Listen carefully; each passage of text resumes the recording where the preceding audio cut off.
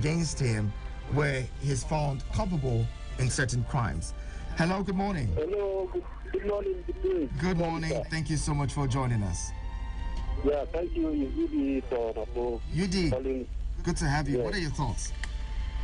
Frankly speaking, my brother, I feel when someone is doing good thing and then you do bad, even in the industry, you are doing good and you die doing bad thing. You are going the other way around negatively. That is it. You are doing wrong. You have done wrong. Until you counter all the good things that you've done, Abba Kyari used to do about, that's why we are, then coming the police Kyari. And you see, we just have to use this opportunity to do the right thing. That in Nigeria, we don't have rule of law. These are the institutions, the police, and the judiciary is very reformed. Everybody will pick up and do the right thing. That is the pure truth of the matter. So we just have to do the right thing to reform the police and the judiciary. But I feel like the politicians are put it in their pocket. That is the pure truth. All right, thank you. Let me just thank you very much, UD. Thank you very much for your thoughts. Okay. Did you see Abba Kyari going to jail? Recall that we've had several heads of agencies and, prominent heads of, or, members of these certain agencies in the past being culpable or being accused of several crimes. And somehow those people still walk free. Some of those people today have been promoted. Do you also see the same thing playing out? What are your thoughts in that regard? Do you see Abba Kyari going to jail if he's found guilty? Hello, good morning. Hello, my friend. Good morning. Good morning, Paul. Thank you so much for joining in. Thank you very much. Good morning to the barrister. My friend, we have to have barrister one on. question to ask. Can you hear me, my Yes, friend? we can hear you. We can hear you. Yeah, I want to ask a question. I want to ask the barrister a question. It baffles me sometimes when I watch news and I watch some things happening, especially in the judiciary. Is there any provision of the law in this country that allows media trial? If there is none, is there any penalty for media trial? Now, that's my question. My comment on this issue is this. I found out that over the years, Nigerians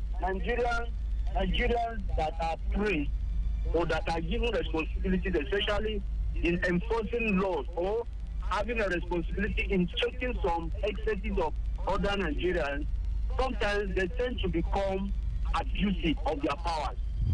That's what is playing out with the Abba Kyari issue. Because at the end of the day, we will see a lot of things will be unraveled through their own operations. Though they were praised for what they were doing, but a lot of things were going under the carpet that Nigeria never knew.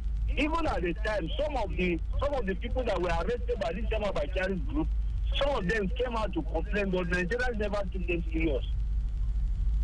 So I see this playing out as a very big issue, except if they will sweep it under the carpet like what they usually do. We might see it in the media. People are talking about it. The government is talking about it. But all of a sudden, we won't hear anything, and it's gone. It's gone. So this is one of such things. Okay. So let the barrister help me out, please. Right. Thank you. Thank you so much, Paul. We hope to have the barrister join in. It just seems like his number has not been connecting. We had him earlier, and then we lost him, and now it seems like the phone is switched off. Let's hope to get him back as quick as possible. But before we have a barrister back on joining us, you can, contribute your 2 cents and we can put your questions forward as well. Call in 090-7353-0044 or 090-8766-8888. Do you see this case, going through? Do you see Abba Kyari, possibly being dismissed or, having to face adequate punishment for the crimes if he is found guilty of these crimes? Recall that, earlier the IGP's investigation had said, well, there's no reason, there's no grounds for Abba Kyari being extradited. There's they didn't find him really culpable, But then another investigation has been opened. Let's see what happened. What happens with that one? Hello. Good morning. Good morning, sir. Good morning. My name is Frank. Frank, thank you so much for joining us. Yeah, thank you, sir. Sometimes this man, when the man was doing good things, nobody complained about him. But now that something like this come out, people come. So I think that there must be something. So let them investigate the issue very well. Allow him. Thank you very much. All right, thank you so much, Frank. Well, some people are, alleging a conspiracy. Some people are saying, well, it could be that Abba Kyari has been set up just to, make a mess of the man and get him out of the force. Some people say, well, at this point, they believe that all of this is a ploy to not have Abba Kyari, sent to the U.S. to face the charges against him on account of fraud. What are your thoughts? You can send them in on WhatsApp and also send us a message on 090-7353-0044 and 090-8766-8888 as we try to make an effort to get back with Barrister Abubakar Elzubair or also get someone else to join the conversation as soon as we can. Join in. Let's know your thoughts. 090-7353-0044 and 090-8766-8888. Now, if we're looking at this situation, we've asked the question a lot of times. When people begin to live above their means, shouldn't that be a source of concern? If, for instance, a person, is at a certain level at the civil service or public service, and their salaries, we know how much it is. Say, for instance, a lecturer, who may naturally earn maybe within 200,000, 250,000, and then we see this same lecturer who is not supposed to have, by the way, any other employment or business based on the civil service rule. We see them driving expensive cars, living in the highbrow areas, owning really expensive houses and luxury houses and all that stuff. Shouldn't that have us questioning him? If we lived in the same climes, wouldn't we be questioning his source of income? Again, judges, for instance, the judiciary has been said to not be fully funded or well funded, but then you have certain judges who drive really expensive cars, live in really houses and take vacations that that naturally they shouldn't be able to afford. Shouldn't we question them? Shouldn't we naturally bring them to a point where they're able to explain their source of income? I heard somebody say nobody questions the source of poverty, but everybody just questions the source of wealth. That's also there. Join the conversation. I'll be talking. Abuja. Life is a game, right? Sorry, it's not that serious. Create a word from another word using the last alphabet of the same word. That's how the game goes. You will get buzzed out if you pause, repeat, or say the same word again and again. Buzz out. Tuesdays at 1 p.m. on 102.3 Extra on Eagles FM. Eagles Morning Rise. Eagles Morning Rise with Iheanacho Prince. We appreciate you for staying with us on your radio experience. You can count on. We're talking this morning Abba Kyari and matters arising. We will be joined in now by Barrister Iheanacho, who is a partner, Truman Rockwood Solicitors and past chairman, MBA Abuja branch, to share thoughts with us on the issue. You too can be a part of it. Don't forget, call 090-7353-0044 and 090-8766-8888. Your messages are welcome on 090-9705-4450. Barrister Iheanacho, good morning and thank you so much for joining us. Good morning, Mr. Iheanacho. Thank you for having me. Yes. Pleasure. Now, so I'm sure you followed on the case with Abba Kyari. Yesterday, he was declared wanted and subsequently, handed over to the NDLEA by the police on account of a drug deal, allegation leveled against him by the drug law enforcement agency. Yeah. First of all, before we get into the conversation fully, what are your thoughts on the situation? When you heard about it, what crossed your mind?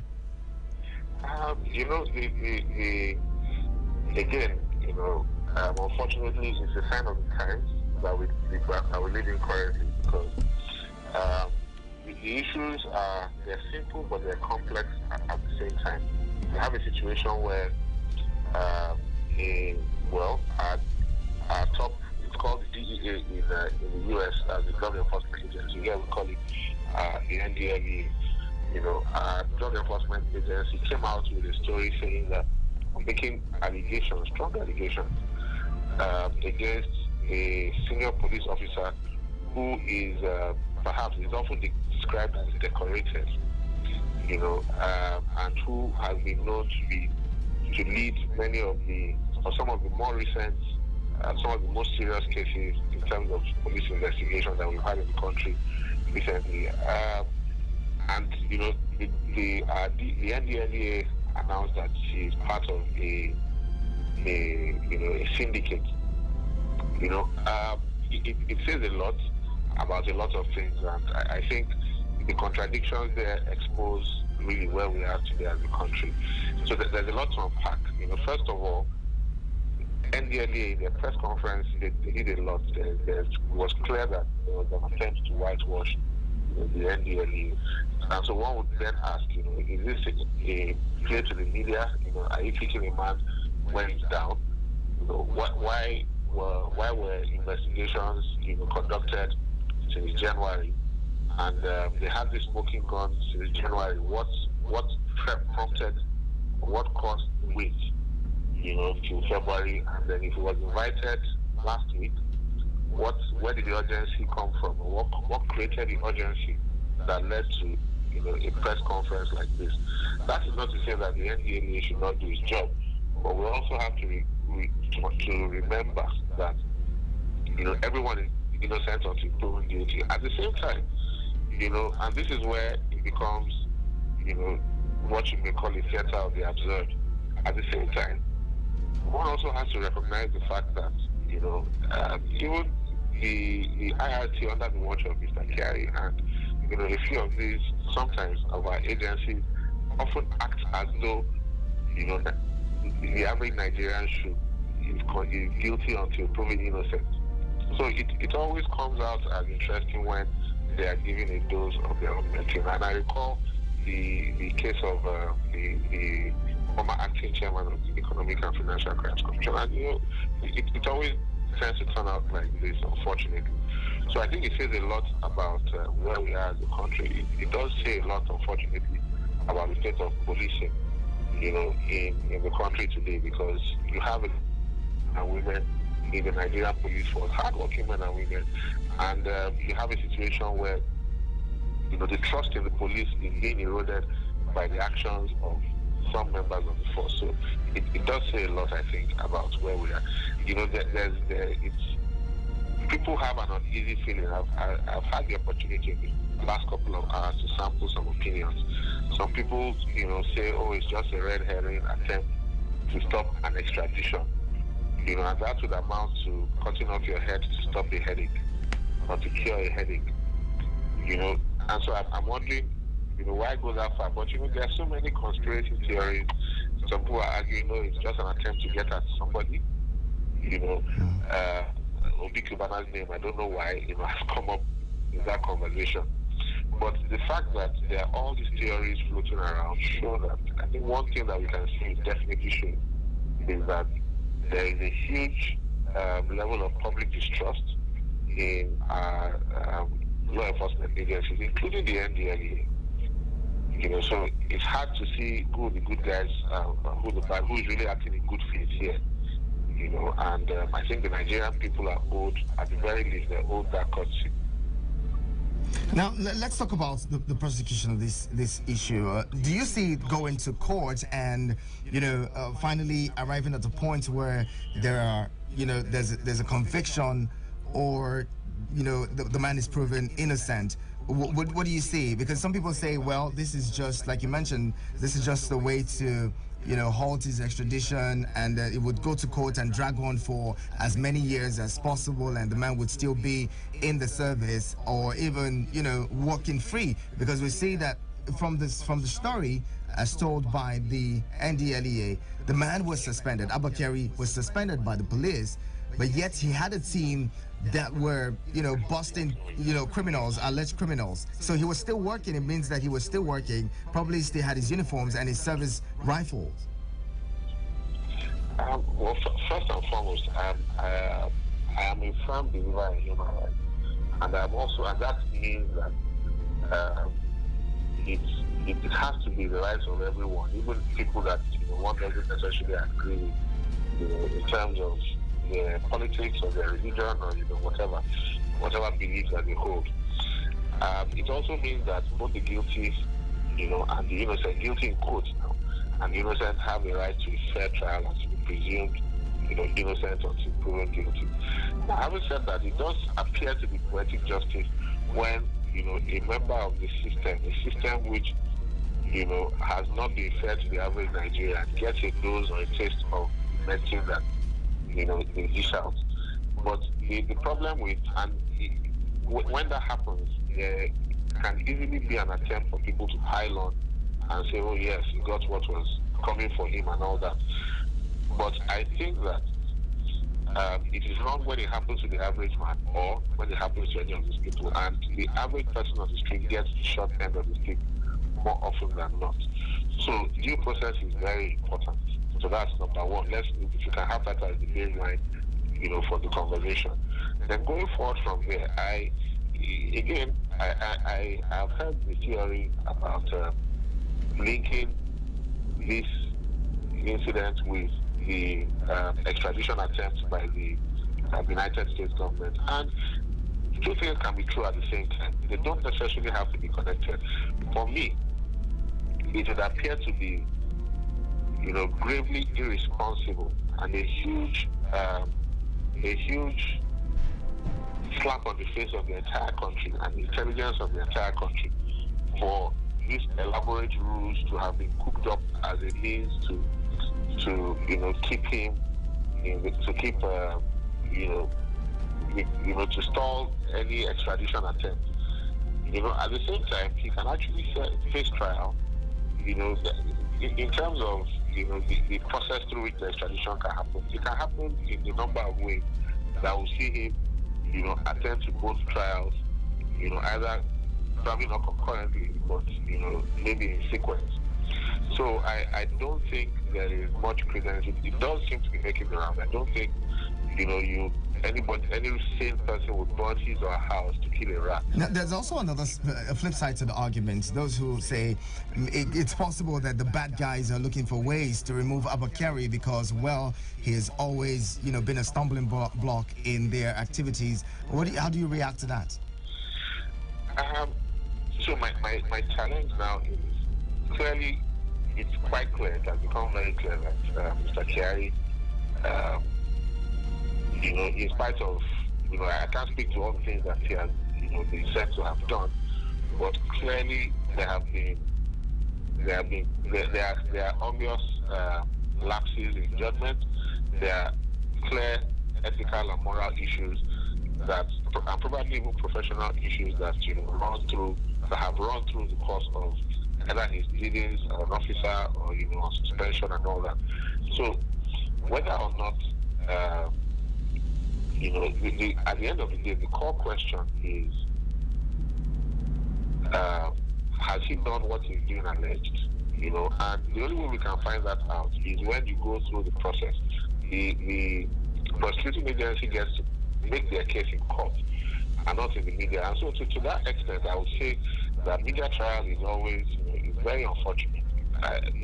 One can actually see through what the NDLA was trying to do, that there was some image laundering involved. Because, in the statement, they were praising themselves praising the officers as though, from a particular date till today, NDLA has become a transformed organization. So the question is, what was NDLA before that date, before a certain person took over?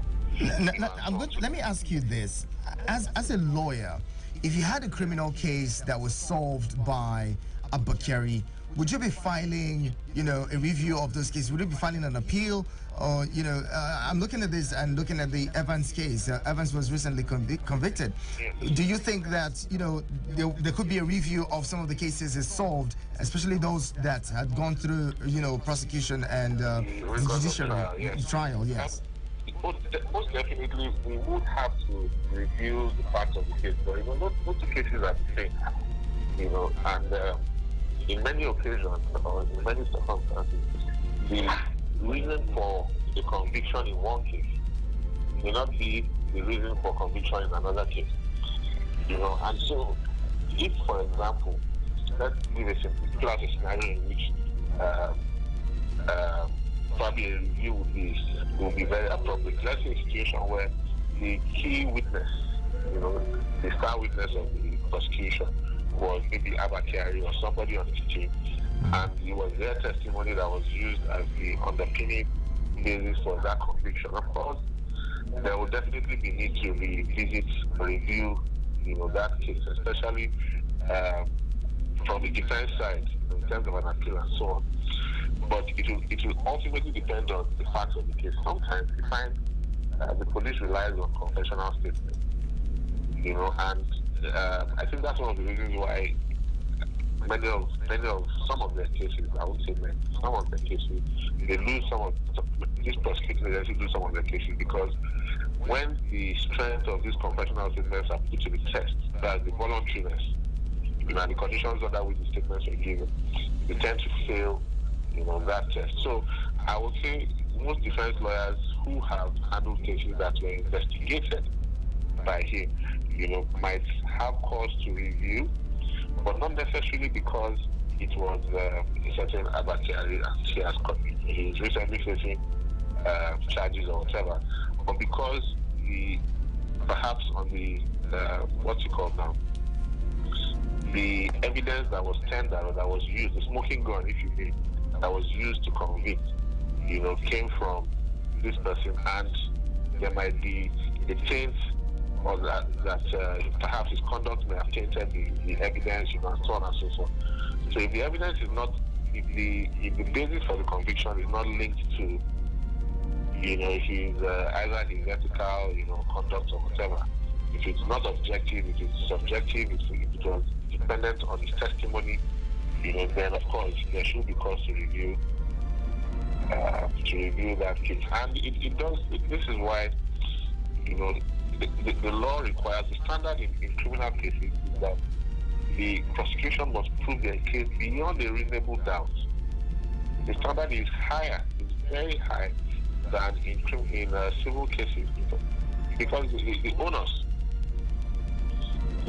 really is on the how do you call it now? The onus is on the state to establish that such a person or this person committed this offense, and so the state has to be above board in all ramifications, both at the investigative stage and at the prosecution. At the prosecution stage, because the people who investigate will not be the ones who prosecute, and vice versa. And so the prosecutors can only work with information provided by the investigators. And so every case is only as good or as bad as the quality of the investigation that goes into the case. So I think that there is cause for concern, because if we have a situation where one of our so-called decorated or top investigators, has been found with his hand in the cookie jar not once, not twice, I think the police should, Nigeria police force should do a self-assessment or reassessment. Very well. At this point. All right, join the conversation now. We have a few more minutes to spare. Join in, call 090-7353-0044 and 090-8766-8888. send a message to 09097054450. And before we get that call in, now I'm going to ask you about, many people are saying if Abba Kyari is, further interrogated, and it seems like there's, or he sings, as we say in pop, if Abba Kyari sings, that this whole thing may go up to, the higher powers in the police, and even the what do you call it now, Ministry of Justice. What are your thoughts on that? Can you reframe the question? I'm not sure I captured. Now, they're saying that if Abba Kyari, for instance, confesses or, goes ahead to agree to, committing some of these crimes, or begins to confess, there's a possibility that, more and more people, at the higher echelons of authority in the police may be also culpable. Implicated. Oh yes, and I would encourage him as much as possible to come clean. Because sunlight really. How do you have some people say, or both say, honesty is the best policy. So I would always encourage for anybody in that position to advocate for sunlight. Sunlight kind of tends to make everything better. Of course, expectedly, it will definitely cause some sleepless nights for other people in the force. Especially perhaps his collaborators, because somebody that powerful or that high up in the force does not operate on his own. He doesn't operate on his own accord. And definitely he will probably have collaborators. And that's the reason why it's important that even the NDLEA, in carrying out its investigations, must also be above board. I have problems with rushing to the conclusion that a certain person is a member of a syndicate, and then there's this, drawing this connection from Brazil to Ethiopia and whatever, to create an international dimension without establishing. Now you're playing to the gallery, and even in the court of public opinion, you're not even providing enough evidence to establish. All we have is the video showing that two men were talking. The one I watched wasn't even very clear, and it goes a very long way to show that law enforcement agencies have a very long way to go in terms of understanding the role they play, in the course of prosecuting or going about their work, and understanding the extent of human rights. Because unlawfully, any wrong step that is taken now can jeopardize the entire prosecution. I'm talking of the NDLEA. Yes, quickly, Barrister Luko, we have to go now. I'd love to say thank you very much for talking with us, Barrister following our local partner, Truman Rockwood Solicitors, and past chairman, NBA Abuja branch. Thank you so much for talking with us. Appreciate Thank you very much, Iheanacho. Pleasure is all mine. And well, have a lovely day. You two have an amazing day. This is where we close it. Olije, good morning. Hi, good morning. How are you feeling today? Very well, thank you. What's happening? Nothing. You were antheming yesterday. Am I singing? Yeah. You were antheming yesterday. How so? How so? Valentine were in some Oxford Red stuff. Well, I didn't went back drag home. you in the guts because I couldn't, No. A funny thing, I didn't have the strength to start defending myself. No, I didn't have the strength to start defending myself because in my head there was no such thing as Valentine when I dressed up. Right. I'm telling you, honestly. So when I came, I just go with the flow, bro. Don't try to explain everything to anybody. And it was easier that way because trying to explain it would be like, you this is deliberate, and I'm like, I can't I'm convince sorry. anybody. So that's the exact reason why. I'm like, nah. Okay, I know it's for the girl. I That's wish. cuteness. Went back home and crashed. Basically. Even if it's a distance something, you can still communicate. You can still surprise them where they are. Well, so don't pretend like we don't know these things. That won't happen. But I got home and slept. There you go. That would always happen. I guess it.